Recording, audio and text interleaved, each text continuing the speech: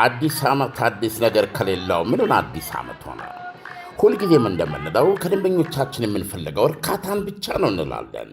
ለአዲሱ ዓመት ደግሞ ከእርካታ ጋር ታላቅ ደስታን ጨመርንበት። ሽልማት እንደ ሁልጊዜው የወደዱትን አዘው ከወዳጆቹና ከቤተሰቦ ጋር ውብ ጊዜን እያሳለፉ 250 ድርሃምና ከዛ በላይ ተጠቃሚ ሲሆኑ የዕጣው ተሳታፊ ይሆናሉ። ኩፖኑ ላይ ስምና አድራሻውን ሞልተው በተቀመጠው ሳጥን ውስጥ ይከታሉ። ኦንላይን ለምታዙ ደንበኞቻችን ትዕዛዙ ከ250ና ከዛ በላይ ከሆነ ኩፖን አብረን የምንልክ ሲሆን ሞልተው በዱከም ሬስቶራንት በሚገኘው ሳጥን ማስገባቱን አይዘንጉ።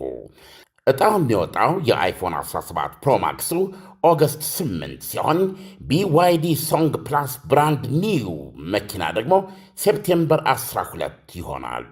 የዱባይ ኢኮኖሚ ዲፓርትመንት ፍቃድ የሰጠው የመንግሥት አካል በተገኘበት ዕጣው የሚወጣ ሲሆን በዱከም የሶሻል ሚዲያ ገጾች ላይ በቀጥታ የሚተላለፍ ይሆናል። አይተው ነክተው ዳሰው የመጀመሪያውን ሰልፊ ተነስተው ዕድልዎን ያሳምሩ። በዕጣው ተሳታፊ ለመሆን 250 ድርሃም ወይም ከዚያ በላይ ተጠቃሚ መሆን፣ ለእያንዳንዱ 250 ድርሃም አንድ ኩፖን ይቀበሉ። የኩፖን ብዛት ገደብ የለውም። ብዙ ሲጠቀሙ ብዙ ዕድል ያገኛሉ። ሕግና ደንቦች ተፈጻሚ ይሆናሉ። ምግብ በልተው መኪና የሚሸለሙ ከሆነ ከዱከም ውጭ የት ይመገባሉ? ለሁሉም ውድ ደንበኞቻችን መልካም ዕድል እንመኛለን። ዱካም ዱባይ። ጤና ይስጥልን አድማጮች፣ ይህ አዋዜ ልዩ ላልሰማችሁ ነው። ከመረጃዎቹ ጋር አብርሃም መኳንንት ነኝ።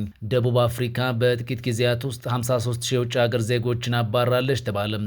በቻይና ባጋጠመ የተፈጥሮ አደጋ ምክንያት ወደ 2 ሚሊዮን የሚደርሱ ሰዎች መፈናቀላቸው ተነግሯል። የተፈጥሮ አደጋው ምንድን ነው? የጉዳት መጠን ውስጥ የሚለው በዘገባችን ተካቷል። የአሜሪካ ጦር ኢራንን መደብደቡን እንደቀጠለም መረጃዎች ጠቁሟል። ሁሉንም ጉዳዮች በዝርዝር እናስደምጣችኋለን። አብራችሁን ቆዩ። የአሜሪካ ጦር ኢራንን መደብደቡን ሲቀጥል ቴህራን የባህረ ሰላጤው ሀገራት ላይ የምታደርሰውን ጥቃት ታስፋፍታለች። አሜሪካ እሁድ ሌሊት ኢራን ውስጥ በፈጸመችው ድብደባ በሆርሙዝ ሰርጥ የሚያልፉ መርከቦችን ለማጥቃት ጥቅም ላይ ይውላል ያለችውን የሚሳኤል ክምችት መምታቷን አስታውቃለች። ለዚህ እርምጃ ምላሽ የሰጠው የኢራን እስላማዊ አብዮታዊ ዘብ በበኩሉም ባህሬን፣ ኩዌትና ዮርዳኖስ ውስጥ የሚገኙ የአሜሪካ የጦር ሰፈሮች ላይ በፈጸማቸው የአጸፋ ጥቃቶች በርካታ ኢላማዎችን ማውደሙንም ገልጿል። ካለፈው ሳምንት ወዲህ በድጋሚ ያገረሸው የአሜሪካና የኢራን ግጭት ወደ ሌላ ሳምንትም ተሸጋግሯል። ቅዳሜ ዕለት አሜሪካ በመላው ኢራን የሚገኙ ከ140 በላይ ኢላማዎችን መምታቷን አስታውቃ ነበር። እንደ አሜሪካ ገለጻ ይህ ጥቃት የተፈጸመው የኢራን ኃይሎች በሆርሙዝ ወሽመጥ ይጓዙ የነበሩ መርከቦችን በማጥቃታቸው ነው። መርከቦቹ በትክክለኛ የጉዞ መስመር ላይ እንዳልነበሩ የገለጸችው ኢራን በአንጻሩ ከእሁድ ዕለት አንስቶ በድጋሚ እስኪገለጽ ድረስ የሆርሙዝ ወሽመጥ መዘጋቱን ይፋ አድርጋለች። በተጨማሪም የኢራን እስላማዊ አብዮታዊ ዘብ በትላንትናው ዕለት በቀጠናው በሚገኙ የአሜሪካ ጦር ሰፈሮችና አጋሮቿ ላይ ጥቃት አድርሷል። በዚህ መልኩ ከፍ ወዳለ ደረጃ የደረሰው የሁለቱ አገራት ግጭት ትላንት ሌሊትም ቀጥሏል። የአሜሪካ ጦር ማዕከላዊ እዝ ሴንቲኮም እሁድ ሌሊት ኢራን ላይ በከፈተው አዲስ ዙር ጥቃት የቴህራንን በሆርሙዝ ወሽመጥ ጥቃት የማድረስ አቅም ይቀንሳል ያለውን ድብደባ መፈጸሙን ቢቢሲ ዘግቧል። የአሜሪካ ኃይሎች የኢራንን አየር መከላከያ ስርዓቶችን፣ የባህር ዳርቻ የራዳር ማዕከላትን፣ የሚሳኤልና የድሮን አቅሞችን እንዲሁም አነስተኛ የጦር መርከቦችን ኢላማ ማድረጋቸውን ገልጿል። በዚህ ወታደራዊ ዘመቻ ላይ የአሜሪካ ተዋጊ ጀቶች፣ የባህር ኃይል መርከቦች እንዲሁም ለዚህ ዘመቻ ለመጀመሪያ ጊዜ የባህር ኃይል አጥፍቶ ጠፊ ድሮኖች ጥቅም ላይ መዋላቸውን ዘርዝሯል። ማዕከላዊ እዙ ባወጣው መግለጫ ሆርሙዝ ወሽመጥ ለዓለም አቀፍ ንግድ ወሳኝ የባህር መተላለፊያ ነው፣ ኢራን አትቆጣጠረውም ብሏል።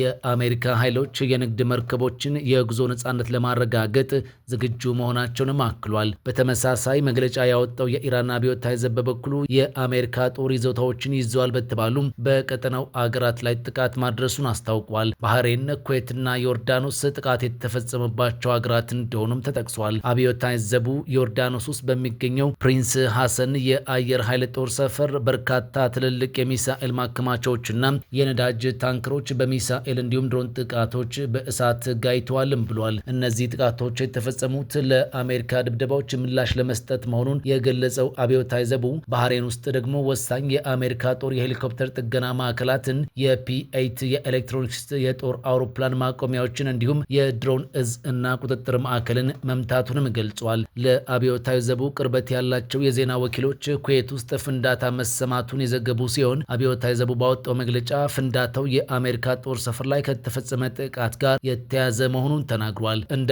አዲስ የተጀመረው ጥቃት አሜሪካና ኢራን ተፈራርመውት የነበረውን የጊዜያዊ ተኩስ አቁም ስምምነት አደጋ ውስጥ ጥሎታል። ይህ ስምምነት ሆርሙዝ ወሽመጥ እንዲከፈት እንዲሁም ግጭቶች በቋሚነት እንዲቆም የማድረግ ዓላማ ነበረው። ይሁን እንጂ አደራዳሪዎች ስምምነቱን በድጋሜ ለመመለስ ጥረት እያደረጉ መሆኑን የአሜሪካው ፕሬዝዳንት ዶናልድ ትራምፕ በይፋ ተናግሯል። ደቡብ አፍሪካ ህገወጥ ስደተኞች ላይ ዘመቻ ከከፈተች ወዲህ 53 ሺህ የውጭ ሀገር ዜጎችን አባራለች ተባለ። የደቡብ አፍሪካ መንግስት ከ5 ሳምንታት በፊት የስደተኞች አስተዳደር ላይ ዘመቻ ከከፈተ በኋላ ከ53 ሺህ በላይ የውጭ ሀገር ዜጎች ከአገር መባረራቸውን ወይም እንዲወጡ መደረጋቸውን አስታውቋል። እነዚህ ስደተኞች ከማላዊ፣ ዚምባብዌና ሞዛምቢክ የመጡ መሆናቸውን የገለጹት ባለስልጣናቱም ቁጥሩ ከዚህ በላይ ሊጨምር ይችላልም ብለዋል። በደቡብ አፍሪካ ለተከታታይ ሳምንታት ጸረ ስደተኛ ሰልፎች ከተካሄዱ እንዲሁም አለመረጋጋት፣ ማስፈራራትና ዘረፋ ከተፈጸመ በኋላ በአገሪቱ ያለ ህጋዊ የመኖሪያና የስራ ፍቃድ የሚገኙ ስደተኞች ላይ ሰፊ የተባለ ዘመቻ እየተካሄደም ይገኛል። ተቃዋሚዎች በአገሪቱ ለተፈጠረው በርካታ የስራ አጥ ቁጥር፣ የወንጀል መስፋፋትና የህግ አገልግሎቶች መዳከም ሰነድ አልባ ስደተኞችን ተጠያቂ ያደርጋሉ። ጥብቅ የሆነ የድንበር ቁጥጥር እንዲኖር እንዲሁም በርካቶች ከአገር እንዲወጡም ይፈልጋሉ። የተባበሩት መንግስታት ድርጅት ስደተኞችን ለደቡብ አፍሪካ ማህበራዊና ኢኮኖሚያዊ ችግሮች እንደ ሰበብ መጠቀምን አስጠንቅቋል። ጸረ ስደተኛ አቋም ያላቸው ተቃዋሚዎች መንግስት ጥያቄያቸው እስኪመለስ ድረስ ጫና ለመፍጠር በየሳምንቱ ሰልፎችን እንደሚያካሂዱ ዝቷል። ተቃውሞዎቹ ወደ አመጽ ሊቀየሩ ይችላሉ የሚል ስጋቶች ጨምሯል። ሰልፈኞቹ ሁሉም ህጋዊ ያልሆኑ ስደተኞች አገሪቱን ለቀው እንዲወጡ እስከ ሰኔ 23 2018 ዓ.ም ድረስ ይፋዊ ያልሆነ የጊዜ ገደብ ሰጥተውም ነበር። በዚህም የተነሳ ብዙ የውጭ ዜጎች ብጥብጥና ማስፈራሪያዎችን ለማምለጥ በፍጥነት ደቡብ አፍሪካ ለቀው ወጥቷል። ባለፉት ሳምንታት ጋና፣ ናይጄሪያ፣ ዩጋንዳና ኬንያን ጨምሮ በርካታ ሀገሮች ዜጎቻቸውን ወደ አገራቸው አጓጉዟል። የፍትህና የህገ መንግስት ልማት ሚኒስትር እሁድ ዕለት እንዳስታወቁት 53499 የውጭ ሀገር ዜጎች ከአገር እንዲወጡና ወደ አገራቸው እንዲመለሱ ተደርገዋል። የማላዊ፣ ዚምባብዌና ሞዛምቢክ ዜጎች በብዛት ይገኙበታል ብለዋል።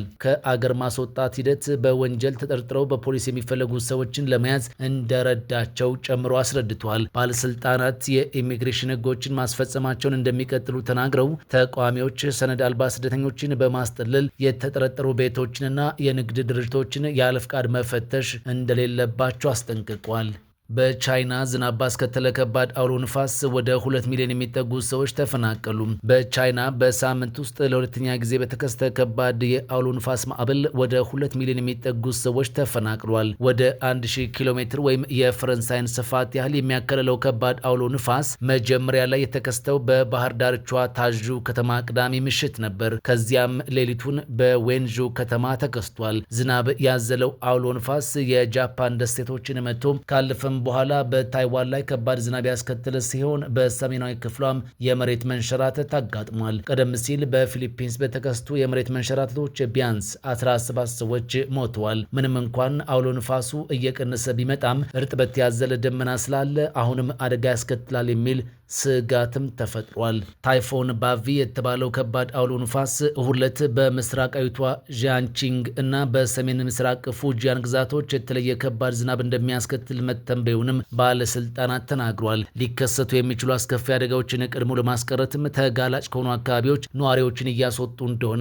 ባለስልጣናቱ አክለዋል። በዢያንግ ከ1.7 ሚሊዮን በላይ ሰዎች እንዲወጡ የተደረገ ሲሆን በጎረቤት ግዛቶችም በሺዎች የሚቆጠሩ ሰዎች ቀያቸውን ለቀው መውጣታቸውን የመገናኛ ብዙሃን ዘገባዎች ጠቁመዋል። በዢቺያንግ ትምህርት ቤቶች የስራና ከቤት ውጭ የሚደረጉ እንቅስቃሴዎችም ተከልክሏል። ከዚህ በተጨማሪም 400 በረራዎችና በርካታ የባቡር አገልግሎቶች መሰረዛቸውን ቢቢሲ ዘግቧል። 10 ሚሊዮን ገደማ ህዝብ የሚኖርባት ዌንዡ ከተማ አውሎ ንፋሱ ለሚያልፍበት መስመር ቅርብ በመሆኗም ባለስልጣናት በመቶ ሺህ የሚቆጠሩ ነዋሪዎችን አስወጥቷል። ቤጂንግም በተፈጥሯዊ አደጋው ሊከሰት የሚችል አደጋን ለማስወገድ 100,000 ሰዎች እንዲወጡ ትዕዛዝ መስጠቷን ባለስልጣናት ጨምረው ተናግሯል። አቪ የተባለው ማዕበል ከጓምና ሰሜናዊ ማሪያና ደሴቶች በሰዓት 290 ኪሎ ሜትር ከሚነፍስ ነፋስ ጋር የተነሳ ባለፈው ሳምንት ሰኞ ዕለት ነበር። በፓሲፊክ ውቅያኖስ ላይ ሲያልፍ ፍጥነቱን ቀንሶ በሰዓት 144 ኪሎ ሜትር እየተጓዘ የነበረ ሲሆን በጃፓን ዋና ዋና ደሴቶችና በታይዋን መካከል የሚገኙ